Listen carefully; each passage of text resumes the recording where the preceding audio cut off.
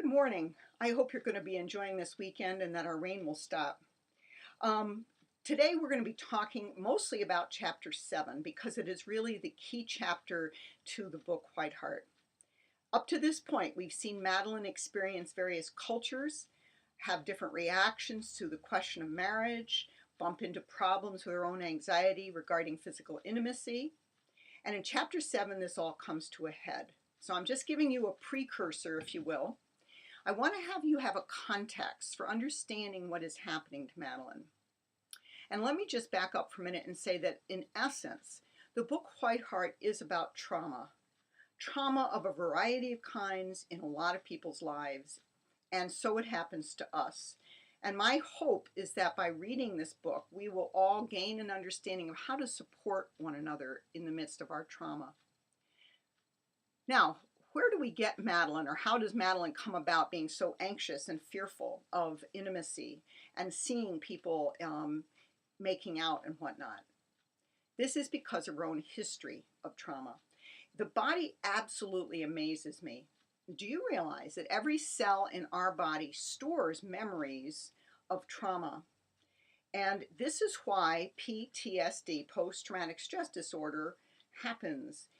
We can be moving through the day and a stimulus, whether it be a touch, a smell, a color, anything, can pop up on our radar screen and trigger significant anxiety. One of the joys I have as a counselor is watching people have the courage to face whatever it is that has traumatized them and to undo the anxiety reaction that that trauma has caused them. We can do that. We can undo our trauma in a variety of ways. We can do it through counseling. We can do it through journaling, through drawing.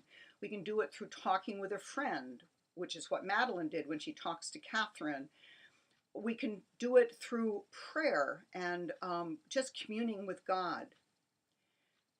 The question I have for you is, how true is it that you could face your trauma and be able to bear it and come out the other side a better person? When you face your trauma, when you confront this anxiety demon, if you will, what really is happening is you're moving in the direction of healing. Now, the contrast is that if we stuff our anxiety, our body takes the hit and we end up with physical symptoms such as chronic headaches, fibromyalgia, stomach issues. Why does this happen? When we've been traumatized or scared, a stress hormone called cortisol drips into our system. And over a period of time, if there's chronic trauma, this cortisol just keeps drip, drip, dripping like a leaky faucet filling up a tub. And it has no place to go. So that's why our body becomes something like having fibromyalgia or arthritis or GERD or that kind of thing.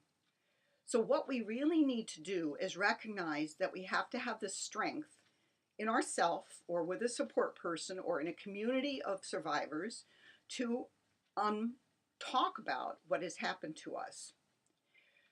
I would like to say that trauma has been one of the ways that Satan absolutely steals our joy and puts us in a closet of darkness.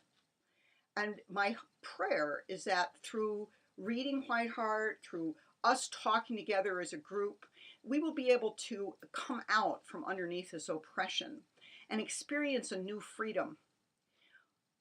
On Monday, I'm going to be blogging specific questions that if we could share with one another our answers and we could provide for one another as a community of survivors or as thrivers solutions, what I think will happen is that you will just gain a greater victory.